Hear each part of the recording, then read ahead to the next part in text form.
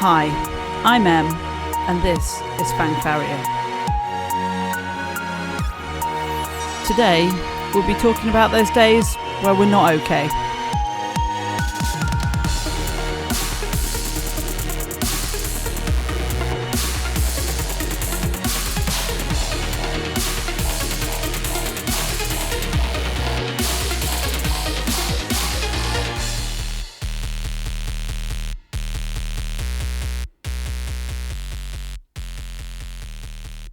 It's okay to not be okay.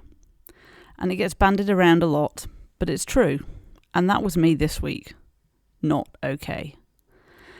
And it's just, to me, that means it's days where it's hard, where you still end up dragging yourself into work, where you just want to say no, but you do it anyway, and you just kind of get on with it.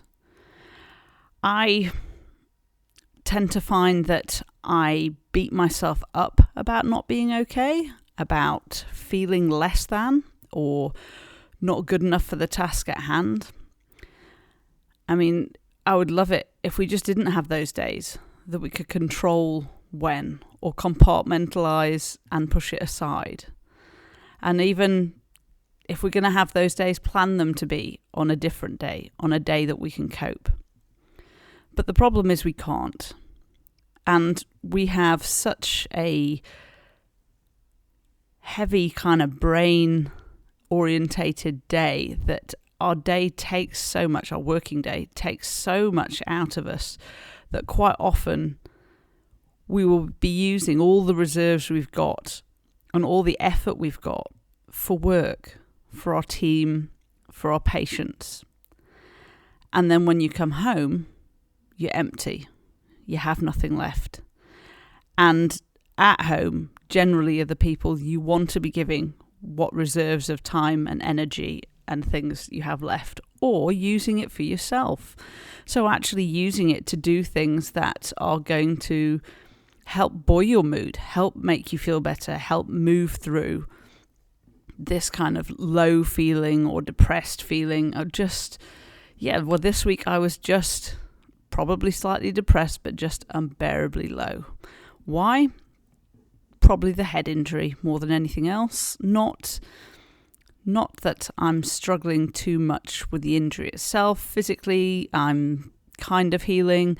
Mentally, it's still all a bit tiring, but what it's meaning is that anytime I'm not at work, I'm having to rest, or I'm having to actively not push myself too hard in other areas because I don't have the reserves. And that feels all right for a week or two. It's when we're at this kind of 3-4 week part and it both feels like I should be over this already, and also you get that niggling kind of annoyance at the universe that, why did this have to happen? Why couldn't we just have gone on as normal? Because this is making everything so much harder. And it's not just injury that can cause this. And I've experienced it before with other injuries, kind of chronic injuries, where in essence the acute phase and that initial healing is over, but there are lingering restrictions and things that you have to do to care for yourself, and things that you can't do as well as you could before. When I injured my neck doing dentistry, actually, it was kind of neck, shoulder and problems like that. It probably took 6 months to a year to be completely symptom free, or to get to the point that I'd forgotten about it, that I wasn't thinking about or guarding my shoulder. And that's a long time to kind of have to work harder, to work smarter, to get around these things and recover better and plan kind of outside work activities better. But yeah, there's mental injury as well in terms of post-traumatic stress, burnout, where things are going on for a long period of time and they're taking a lot of effort to adapt to, and they don't necessarily kind of see the light at the end of the tunnel. And like grief and loss, and chronic illness is that sometimes you will be functioning just fine and then it will hit you in a wave and you'll have a day where you just don't want to function. And in an ideal world, we should all be taking mental health days when this hits us. But the stigma's still there about taking a day for your mental health. It feels like skiving off. It feels like having a not good enough reason to be there. And I talked about this in terms of taking day off, that we're quite it's not that we can't be replaced, but we're quite attached to doing this alone and sorting out our own problems. So a lot of us have been brought up that, mental health isn't necessarily a thing, isn't a reason to have a day off, that you've got to be physically dying before you kind of assign that to yourself, unless someone else has told you to take the time off. But the other thing I think is that at the back of our minds is one day going to be enough? Will one day on its own make a difference? And then you start to ask those same questions about, well, can I take a week off? How's that going to work? Is it going to be more stress than the relief I get from taking the time off? The other one is, I certainly know that when I was burning out and I needed to take those days, part of me was quite afraid that if I started taking mental health days and days off, and the problem was me and the combination of me and work, where would it stop?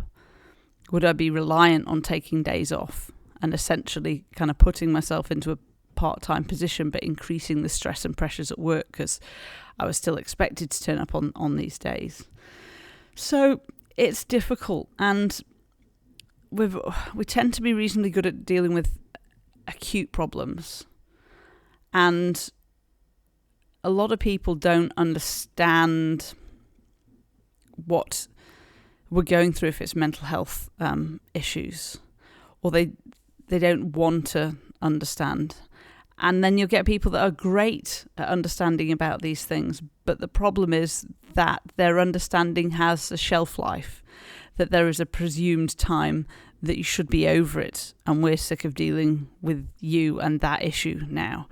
And I mean, one of the things that this kind of strikes highly in my thoughts on is grief, and everyone's personal grief journeys, because again, a great book I would recommend reading is Resilient Grieving by Lucy Hone. And she talks about just having days where she's flawed and having to really look after yourself on that. But that you reach a point and people expect you to not have those days anymore, or that there's suddenly kind of an end date or an expiry date on grieving, and not this acceptance that actually it's going to be with you for life. It might not be as intense and frequent as time goes on, but it's going to be with you for life. And I've seen that in terms of the stress around the earthquakes we had here. So kind of divided camps on those that were very anxious from the beginning, and those that have maintained anxiety or have recurring anxiety around things, because essentially it's post-traumatic stress. And we're now, it'll be 10 years, it'll be 10 years in about a week or two. 10 years since this happened. There are still buildings coming down and things being rebuilt, and that's just the physical infrastructure of Christchurch. It was obvious to me when we had the mosque shootings in 2019, which was only 8 years after the quakes, that acute anxiety just brought back all the stuff that hadn't been dealt with properly around issues of anxiety and safety and security from the quakes. And that it's not that it's harder to get help, but they tried to cut mental health funding here in Canterbury, almost because, the rest of the country looked at it and went, well, it's been 5 years or 6 years or whatever it was, that can't still be going on. But it is, and we're seeing the effects of that level of anxiety and shock in children that were preschoolers, and we're now seeing it in terms of how they are performing in education and how they're performing kind of mental health wise, and what issues they're bringing with them when they were almost an age group we thought were maybe too young to have been affected by it all. So there isn't a time expiry, but there is a time expiry that society tends to put on. You should be over this, and I don't want to hear about it anymore. So it's really difficult. And how do we attach? Because all of those things that, you know, society's telling us, and it's all very well to kind of have society as something that we think of separately, but we're part of society, and that's part of our community, and it adds into our own values and the stories we're telling ourselves. So this all adds into the, can I do this? Is it just me? Am I broken? And the answer is no. We all have days where we can just be unbearably low, and things can be hard to do, and things that we had found easy can feel like they mount up. There are times in our lives, and I'm going to talk particularly about women's mental health. So guys, please don't switch off, because I'm pretty sure you all have women in your life, whether it's your DA colleagues you work with, or a significant other, or even daughter. So there are loads of times in our lives where we have these extra stresses on us that aren't necessarily physical, but they might be hormonal, in terms of, quite literally, nobody's talking about menopause within dentistry. I was doing an extensive Google, not the most scientific search, but the only references I could find were actually talking about dental health whilst going through menopause. But no one's talking about the effects of those natural changes on the body on mental alertness, depression, ability to deal with anxiety, and how it relates to women who are working in high stress positions and having to carry on and work through this period where not only is it in the general population not particularly talked about, but, you know, it's not that distant future ago, gosh, check me in my words, it was not that far in the past that the proportion of female professionals working at ages like 37 to 57 were much, much lower. So it wasn't as big a deal. And so many health studies, and even anything anxiety based, has been done on, you know, white males for years and years and years. So it's not really being looked at. But I think it's worth a mention, because from the point of view of thinking back to pregnancy, that was very difficult to work through, and it made life harder. Working through, for me, it was the brain fog and the absolute fatigue, and the insomnia side of it, that then carries on to working with part-time with or full-time with kids at home that are waking in the night and are disrupting your sleep and taking a lot of your time and energy elsewhere. And that's, you know, that can be both parents involved with that. External appointments and sick days for children and for frail parents, and dealing with, you know, the other end of life and caring for our parents. But specifically, I've been looking at this year a lot to do with self-compassion towards body image, which might seem like a slight aside, but it just has been. I've been struggling myself with some things. So I've read a couple of books. The Body Is Not an Apology by Sonia Renee Taylor, which I'd highly recommend any woman to read. And most recently, Menopocalypse by Amanda Thebe, which is all about menopause and the hormonal changes and physical changes and how to manage them stress-wise and exercise-wise in your life.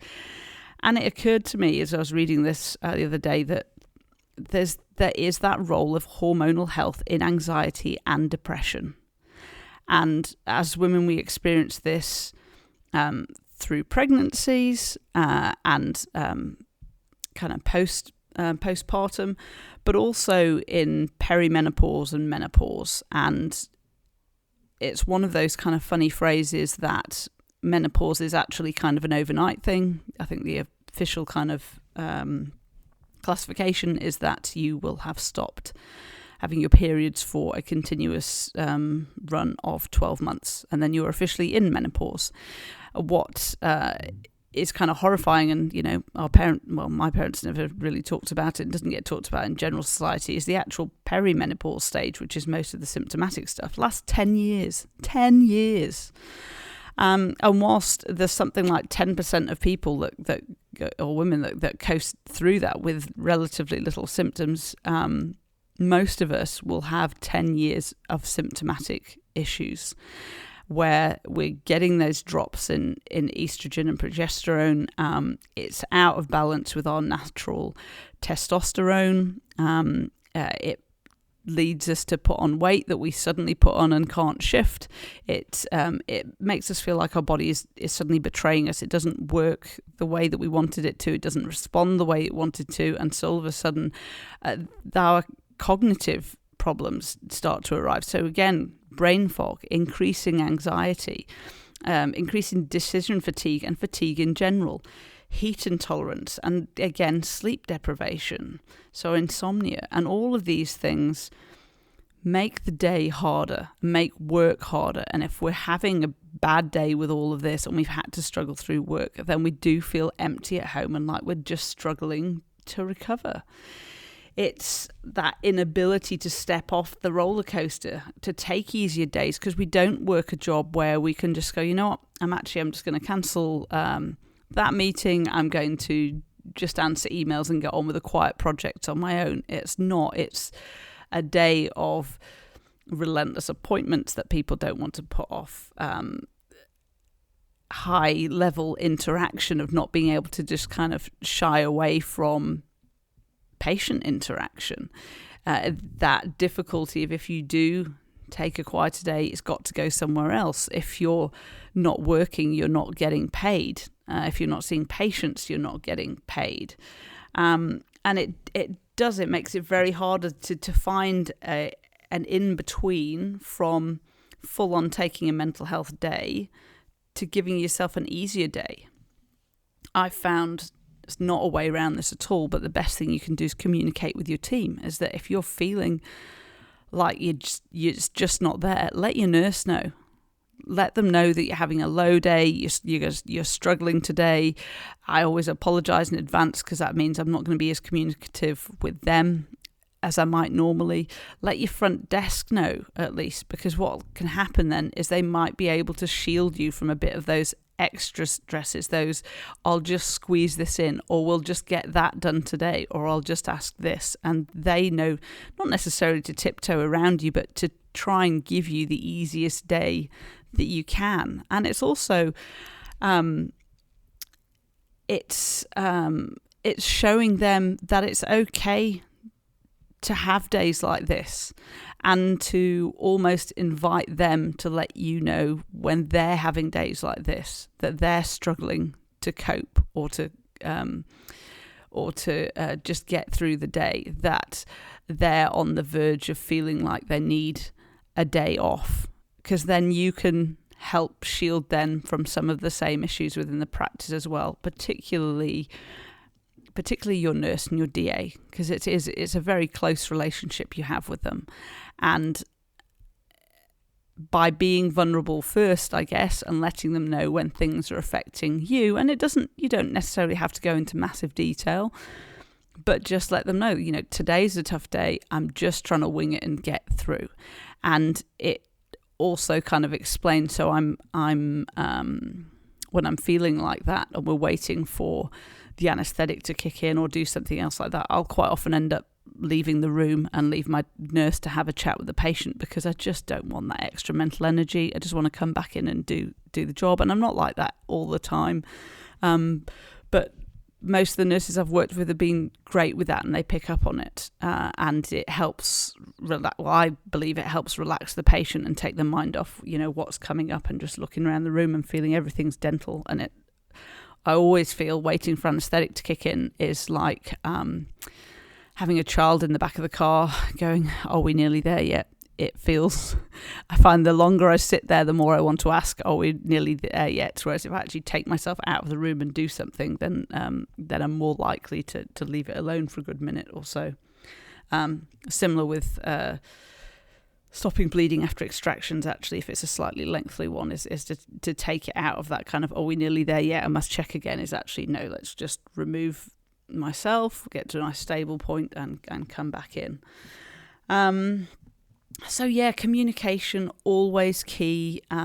Lead by example. Let your team know that you want to know when they're not having great days, when they're having those days that they're depressed or low, and keeping an eye out for them and looking for patterns in them in terms of ways you can help them. But sometimes the thing that we've kind of forgotten to do is to listen to our body, because quite often it knows best, and quite often our brain will lie to us and not necessarily give us the full facts or information. It will tell us what we want to hear, or sometimes catastrophize and tell us exactly what we don't want to hear. So yeah, when you're tired and you're super tired and you just can't recover, maybe it is time off regenerative things, looking at nutrition, sleep, and well-being as a whole. If it's headaches, there's a good chance it's stress, and it might be muscular tension, and it might be time to actually go find that physio that's really great with necks and heads and jaw pain that you refer your patients to try and de-stress and get rid of all of those niggles for you.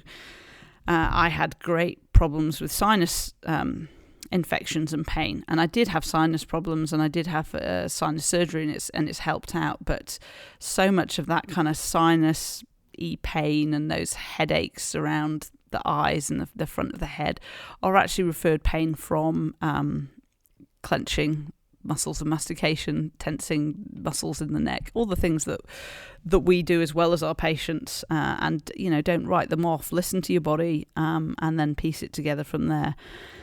But one of the things that there was a study done here in New Zealand in 2016 by the NZDA. I'm going to say it was a well-being study, because I haven't actually written that down as part of my research for today. But anyway, they reported that the low levels of self-compassion that they saw in their kind of questionnaires reflected higher levels of burnout and depression in dentists.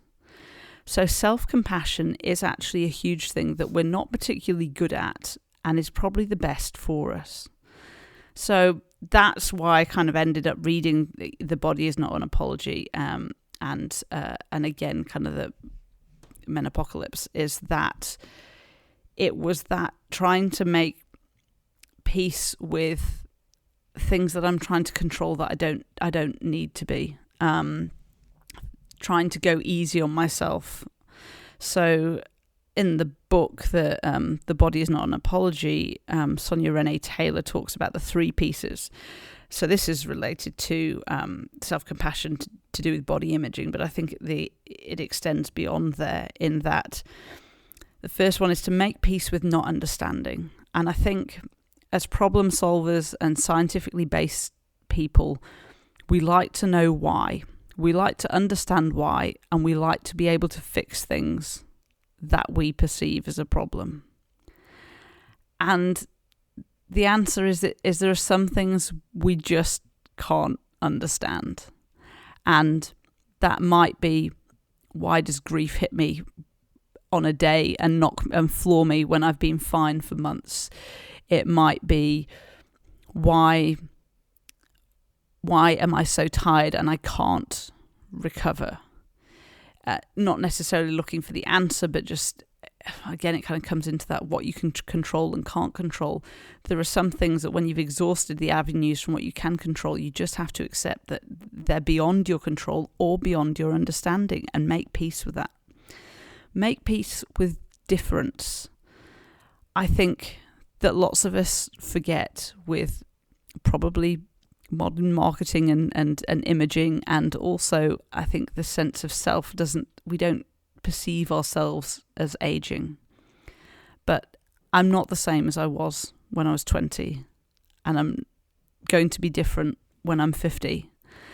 And that isn't just physically, it's going to be in terms of knowledge and application, mental, not necessarily health, but awareness and perspective, that everything is kind of changing and our thoughts are adapting around it. So we're not and wouldn't want to be the same person we were when we were 20, because not just physically, you think, oh, yeah, it would be great to be that young. And we quite often, you've got a young person's brain on, you forget how old you are until maybe you go to a course or conference and you see brand new baby dentists, and then you very much realise how old you are. But it's making peace with difference. It can't be the same all the time.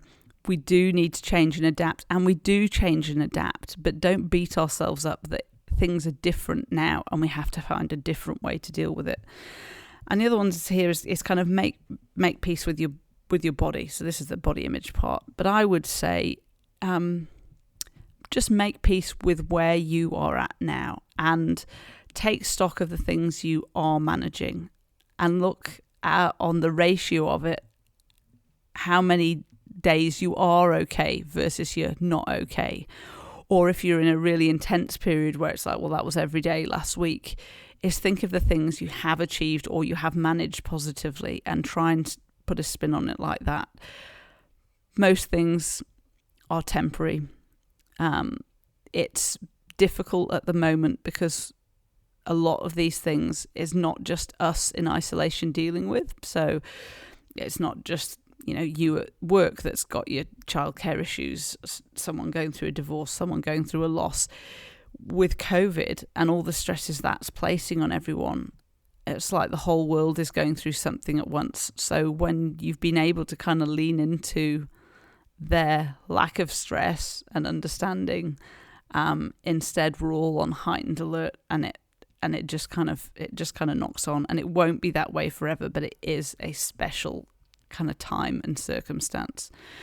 So I'm going to leave you with a quote which is from that book, The Body Is Not an Apology, and it goes, "One of the greatest barriers to connection is the cultural importance we place on going it alone. Somehow we've come to equate success with not needing anyone. Many of us are willing to lend a hand, but we're very reluctant to reach out for help when we need it ourselves. It's as if we've divided the world into those that offer help and those that need help. And the truth is, we are both. So it's okay to be that person that needs help. Take care of yourselves. If you want to join the conversation, I'm on Twitter as always at Fang_Farrier. And if you want to contact me by email, it's ems.fitness@gmail.com. Cheers. Bye.